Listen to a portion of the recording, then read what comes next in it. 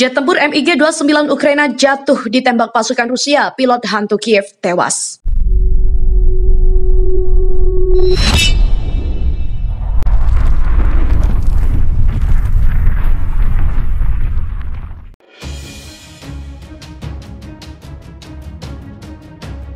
Ukraina kehilangan salah satu pilot tempur terbaiknya, Stefan Tarabalka, 29 tahun, pilot jet tempur MiG-29 yang dijuluki hantu Kiev, tewas setelah pesawatnya ditembak jatuh militer Rusia. Dilansir surat kabar Inggris Times mengutip sumber Ukraina, mengkonfirmasi kematian ayah satu anak itu.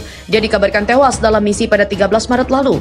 Rencananya, barang peninggalan Stefan yang mengklaim menembak jatuh 40 pesawat Rusia seperti helm dan kacamata akan dilelang di London. Stefan berasal dari Korolivka, Ukraina, meninggalkan seorang istri, Olenia, dan satu anak Hiarik berusia 8 tahun. Ia dianugerahi medali tertinggi militer Ukraina, Ordo Bintang Emas, atas keberanian dalam bertempur serta mendapat gelar pahlawan nasional. Natalia, ibu Stepan, dalam wawancara dengan NRP, mengungkapkan putranya sudah punya cita-cita bergabung dengan militer sejak kecil. Dia selalu menonton atraksi jet tempur MiG. Dia selalu menonton pasukan jet tempur payung. Saat latihan udara, dia akan mengejar untuk melihat di mana mereka mendarat. Sejak kecil, dia selalu memimpikan langit tentang terbang lebih tinggi dari awan, kata Natalia. Setelah menjadi pilot jet tempur, lanjut Natalia, Stepan juga beberapa kali unjuk kebolehan kepada keluarga dan para tetangga. Pada setiap kesempatan, dia terbang rendah dekat rumahnya dan melakukan sedikit atraksi aerobatik. Semua orang di desa itu tahu bahwa Stepan sedang terbang. Ayah Stepan, Ivan, mengatakan militer Ukraina tidak menjelaskan bagaimana jet tempur yang dipiloti putranya ditembak jatuh. Kami tahu dia terbang dalam sebuah misi dan dia menyelesaikan misi tugasnya, lalu dia tidak kembali. Hanya itu informasi yang kami punya, kata Ivan.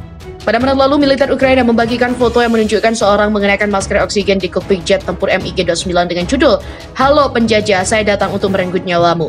Sang hantu Kiev menjadi simbol perlawanan Ukraina menghadapi invasi pasukan Vladimir Putin sejak awal invasi pada 24 Februari. Sementara itu, update perang Rusia versus Ukraina hari ke-154, pasukan Moskow serang infrastruktur sipil Kharkiv. Invasi Rusia ke Ukraina masih berjalan dan memasuki hari ke-154 pada Rabu 27 Juli.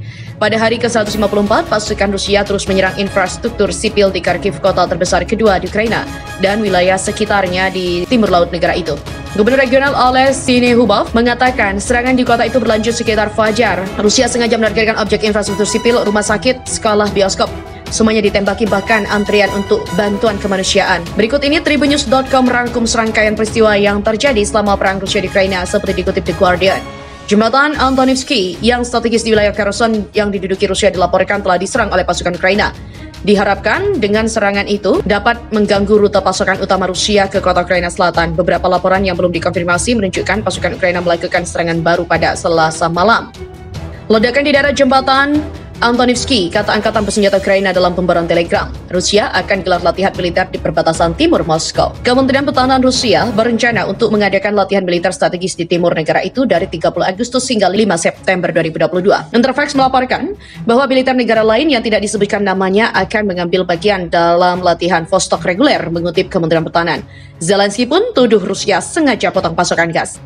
Presiden Ukraina Volodymyr Zelensky menuduh Rusia sengaja memotong pasokan gas alam untuk memaksakan teror harga terhadap Eropa.